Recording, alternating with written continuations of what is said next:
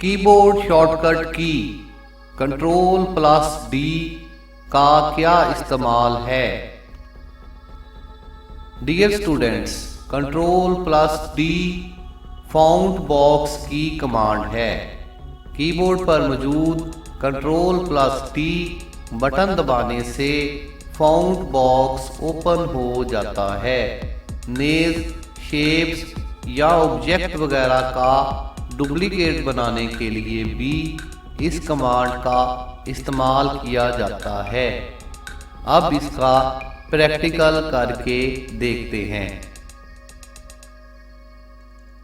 Dear students, यहाँ पर कुछ तहरीर मौजूद है। जैसे ही आप अपने कीबोर्ड से कंट्रोल प्लस डी प्रेस करते हैं तो आपके सामने फाउंड बॉक्स ओपन हो जाता है, जहां से तहरीर के मुताबिक मज़ीद सेटिंग्स की जा सकती है।